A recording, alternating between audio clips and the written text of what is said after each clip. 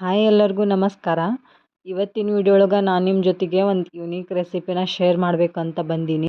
ಅದೇನು ಅಂದ್ರೆ custard fruit salad. ಇದನ್ನು ಆಲ್ಮೋಸ್ಟ್ ಎಲ್ಲರೂ ತಿಂದಿರ್ತಾರೆ, ಬಟ್ ನಾನು ಇದನ್ನು ಒಂದು ಯುನೀಕ್ ವೇ ಒಳಗೆ ಟ್ರೈ ಮಾಡಿ ನೋಡಿದ್ದೆ. ನಿಜವಾಗ್ಲೂ ಟೇಸ್ಟ್ ಮಾತ್ರ ಅಲ್ಟಿಮೇಟಾಗಿ ಬಂದಿತ್ತು. ಅದಕ್ಕೆ ಇವತ್ತು ನಾನು ನಿಮ್ಮ ಜೊತೆಗೆ ಇದನ್ನ ಶೇರ್ ಮಾಡಬೇಕಂತ ಬಂದೀನಿ. ಅದಕ್ಕೂ ಮುಂಚೆ ಇನ್ನೂ ಯಾರು ನನ್ನ ಚಾನಲ್ ಸಬ್ಸ್ಕ್ರೈಬ್ ಮಾಡ್ಕೊಂಡಿಲ್ಲ, ಜಲ್ದಿ ಹೋಗಿ ಸಬ್ಸ್ಕ್ರೈಬ್ ಮಾಡ್ಕೊರಿ. ಹಂಗೆ ಈ ವಿಡಿಯೋ ಏನಾದರೂ ನಿಮ್ಗೆ ಇಷ್ಟ ಆಗಿದ್ರೆ ಒಂದು ಲೈಕ್ ಕೊಡೋದನ್ನು ಮರಿಬೇಡ್ರಿ. ಇದು ರೇನಿ ಸೀಸನ್ ಒಳಗೆ ಈಗ ಯಾಕೆ ಕೋಲ್ಡ್ ರೆಸಿಪಿ ಹೇಳ್ಕೊಡತ್ತ ಅಂತ ಅನ್ಕೋಬೇಡ್ರಿ. ಇದು ರೇನಿ ಸೀಸನ್ ಆದರೂ ಅಷ್ಟ ಶೆಕೆನೂ ಐತಿ. ಹಾಗಾಗಿ ನಾನು ಇದನ್ನು ಮನೆಯೊಳಗೆ ಟ್ರೈ ಮಾಡಿದ್ದೆ. ಅದಕ್ಕೆ ಈಗ ನಿಮ್ಮ ಜೊತೆ ಶೇರ್ ಮಾಡ್ಕೋಬೇಕು ಅಂತ ಬಂದೀನಿ. ಬರೀ ಮತ್ತೆ ಯಾಕೆ ತಡ, ಇವತ್ತಿನ ವಿಡಿಯೋ ಶುರು ಮಾಡೋಣ ಅಂತ. ವರಮಹಾಲಕ್ಷ್ಮಿ ಹಬ್ಬಕ್ಕೆ ಉಳಿದಿದ್ದು ಫ್ರೂಟ್ಸ್ ಇದ್ವು, ಅದನ್ನು ಯೂಸ್ ಮಾಡಿಕೊಂಡು ನಾನಿಲ್ಲೇ ಫ್ರೂಟ್ ಸಲಾಡ್ನ ಮಾಡೀನಿ. ಫಸ್ಟು ಈ ಫ್ರೂಟ್ ಸಲಾಡ್ ಮಾಡೋಕೆ ಏನೇನು ಬೇಕು ಅಂತ ನೋಡ್ಕೊಳ್ಳೋಣ. ನಾನಿಲ್ಲಿ ಒಂದು ಪೊಮೊಗ್ರಾನೇಟ್ ತೊಗೊಂಡಿನಿ, ಒಂದು ಆ್ಯಪಲ್, ಒಂದು ಡ್ರ್ಯಾಗನ್ ಫ್ರೂಟು ಮತ್ತು ಒಂದು ಬಾಳೆಹಣ್ಣು ತೊಗೊಂಡಿನಿ. ಇದಿಷ್ಟು ಫ್ರೂಟ್ಸ್ ಬೇಕು ಅಂತ ಏನಿಲ್ಲ. ನಿಮ್ಮ ಮನೆಯೊಳಗೆ ಯಾವ ಫ್ರೂಟ್ಸ್ ಇದ್ರೂ ಯೂಸ್ ಮಾಡ್ಕೋಬೋದು. ಲೈಕ್ ದ್ರಾಕ್ಷಿ ಇದ್ರೆ, ಸ್ಟ್ರಾಬೆರಿ ಇದ್ರೆ ಯಾವುದಾದ್ರೂ ಯೂಸ್ ಮಾಡ್ಕೋಬೋದು. ನಾನು ಇಷ್ಟು ಫ್ರೂಟ್ಸ್ ಇದ್ವು ಅಂತ ಈ ಫ್ರೂಟ್ಸ್ನ ಯೂಸ್ ಮಾಡಿಕೊಂಡು ಫ್ರೂಟ್ ಸಲಾಡ್ನ ಮಾಡಾಕತ್ತೀನಿ. ಕಸ್ಟರ್ಡ್ ಫ್ರೂಟ್ ಸಲಾಡ್ನ ಮಾಡಾಕತ್ತೀನಿ. ಒಬ್ಬೊಬ್ಬರಿಗೆ ಡ್ರ್ಯಾಗನ್ ಫ್ರೂಟ್ನ ಹೆಂಗೆ ಕಟ್ ಮಾಡ್ಕೋಬೇಕು ಅನ್ನೋದು ಗೊತ್ತಿರಲ್ಲ. ಹಾಗಾಗಿ ನಾನು ಈ ವಿಡಿಯೋ ಒಳಗೆ ಡ್ರ್ಯಾಗನ್ ಫ್ರೂಟ್ ಹೆಂಗೆ ಕಟ್ ಮಾಡ್ಕೊಳ್ಳೋದು ಅಂತ ತೋರಿಸಾತೀನಿ. ಫಸ್ಟ್ ಮ್ಯಾಗಲ್ದು ದಪ್ಪನ ಸಿಪ್ಪೆ ಇರುತ್ತಲ್ಲ, ಫಸ್ಟ್ ಅದನ್ನು ನಾನಿಲ್ಲೇ ಕಟ್ ಮಾಡ್ಕೊಳತ್ತೀನಿ.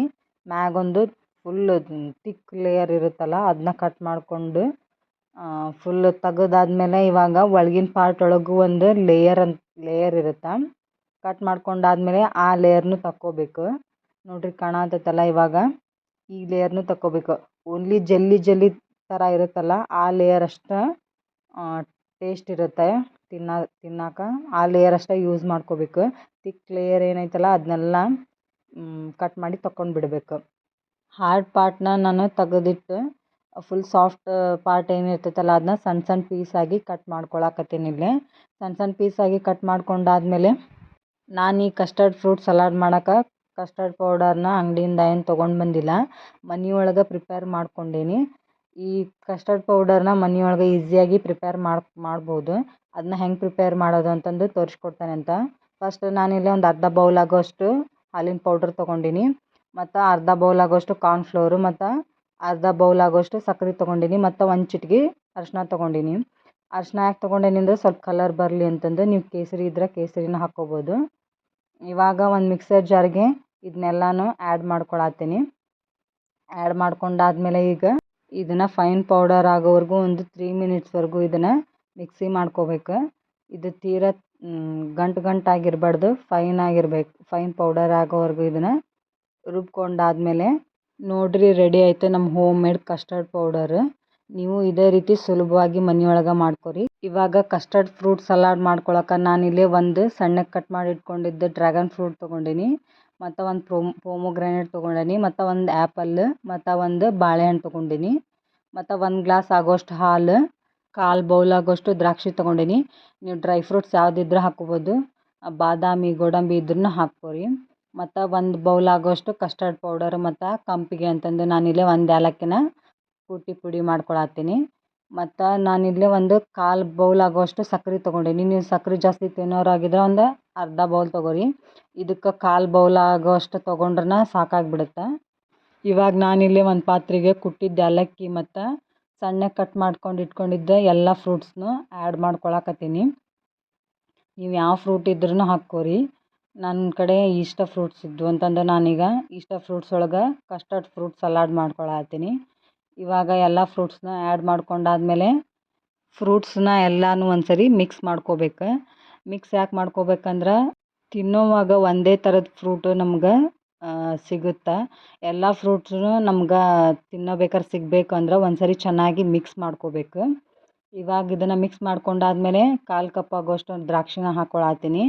ಗೋಡಂಬಿ ಮತ್ತು ಬಾದಾಮಿ ಇದ್ರೂ ಹಾಕ್ಕೋರಿ ನೀವು. ಹಾಕ್ಕೊಂಡಾದ್ಮೇಲೆ ಇವಾಗ 1/4 ಕಪ್ ಆಗೋಷ್ಟು ಸಕ್ಕರೆನ ಇದಕ್ಕೆ ಆ್ಯಡ್ ಮಾಡ್ಕೊಳತ್ತೀನಿ. ಆ್ಯಡ್ ಮಾಡ್ಕೊಂಡಾದ್ಮೇಲೆ ಇವಾಗ ಇದನ್ನು ಇನ್ನೊಂದು ಸರಿ ಚೆನ್ನಾಗಿ ಮಿಕ್ಸ್ ಮಾಡ್ಕೋಬೇಕು. ಚೆನ್ನಾಗಿ ಮಿಕ್ಸ್ ಮಾಡ್ಕೊಂಡಾದ್ಮೇಲೆ ನಾನು ಇದಕ್ಕೆ ನೆಕ್ಸ್ಟ್ 1 ಬೌಲ್ ಆಗೋಷ್ಟು ಕಸ್ಟರ್ಡ್ ಪೌಡರ್ನ ಆ್ಯಡ್ ಮಾಡ್ಕೊಳತ್ತೀನಿ. ನೀವು ಇದಕ್ಕೆ ಕಸ್ಟರ್ಡ್ ಪೌಡರ್ ಎಷ್ಟು ಹಾಕ್ಕೋತೀರಲ್ಲ ಅಷ್ಟು ಇದು ತಿಕ್ಕಾಗಿ ಬರುತ್ತೆ. ತಿಕ್ಕಾಗಿ ಬಂದರೆ ತಿನ್ನೋಕೆ ಇನ್ನೂ ಟೇಸ್ಟಾಗಿರುತ್ತೆ. ಹಾಗಾಗಿ ನಾನು ಇದನ್ನು ಕಸ್ಟರ್ಡ್ ಪೌಡರು 1 ಬೌಲ್ನ ಆ್ಯಡ್ ಮಾಡ್ಕೊಳತ್ತೀನಿ. 1 ಬೌಲ್ ಆ್ಯಡ್ ಮಾಡಿಕೊಂಡು ಇವಾಗ ಇದನ್ನು ಚೆನ್ನಾಗಿ ಮಿಕ್ಸ್ ಮಾಡ್ಕೋಬೇಕು. ಎಲ್ಲ ಫ್ರೂಟ್ಗೂ ಕಸ್ಟರ್ಡ್ ಪೌಡರು ಹತ್ಕೊಳ್ಳೋ ಥರ ಚೆನ್ನಾಗಿ ಮಿಕ್ಸ್ ಮಾಡ್ಕೋಬೇಕು. ನಾನು ಆಗಲೇ ತೊಗೊಂಡಿದ್ದ ಹಾಲು ಫುಲ್ ಬಿಸಿ ಇತ್ತು ಅಂತಂದು ಅದು ತಣ್ಣಗಾಗಲಿ ಅಂತಂದು ನಾನಿಲ್ಲಿ ಐಸ್ ಕ್ಯೂಬ್ಸ್ನ ಹಾಕ್ಕೊಳತ್ತೀನಿ. ಒಂದು 10 ನಿಮಿಷ ಫ್ರಿಜ್ ಒಳಗೆ ಇಟ್ಟರೆ ಹಾಲು ತಣ್ಣಗಾಗುತ್ತೆ. ಆವಾಗ ನೀವು ಬೇಕಾದರೂ ಆ್ಯಡ್ ಮಾಡ್ಕೋಬೋದು. ನೀವು ಬಿಸಿ ಹಾಲು ಹಾಕ್ಕೊಂಡ್ರೆ ಫ್ರೂಟ್ಸ್ ಎಲ್ಲ ಒಂಥರ ಮೆತ್ತಗಾದಂಗೆ ಆಗಿಬಿಡ್ತವೆ. ಆವಾಗ ಟೇಸ್ಟು ಚೆನ್ನಾಗಿ ಬರೋಲ್ಲ ಇದ್ರದ್ದು. ನಾನು ಇದನ್ನು ಹಾಲು ತಣ್ಣ ಮಾಡಿ ಹಾಕ್ಕೊಂಡಾದ್ಮೇಲೆ ಇನ್ನೊಂದು ಸರಿ ಚೆನ್ನಾಗಿ ಮಿಕ್ಸ್ ಮಾಡ್ಕೊಳತ್ತೀನಿ. ಚೆನ್ನಾಗಿ ಮಿಕ್ಸ್ ಮಾಡ್ಕೊಂಡಾದ್ಮೇಲೆ ಇವಾಗಿದ್ದು ರೆಡಿ ಆಯಿತು. ರೆಡಿ ಆದಮೇಲೆ ಇದನ್ನು ಹಂಗೆ ಬೇಕಾದ್ರೂ ಕುಡಿಬೋದು. ನೀವು ಫ್ರಿಜ್ ಒಳಗಿಟ್ಟು ಕೋಲ್ಡ್ ಮಾಡ್ಕೊಂಡು ಕುಡಿದ್ರೆ ಇದ್ರ ಟೇಸ್ಟ್ ಇನ್ನೂ ಸೂಪರಾಗಿರುತ್ತೆ. ಹಾಗಾಗಿ ನಾನಿಲ್ಲಿ ಇವಾಗ ಇದನ್ನು ಒಂದು 15 ನಿಮಿಷ ಡೀಪ್ ಫ್ರೀಝರ್ನೊಳಗೆ ಇಡಾತೀನಿ.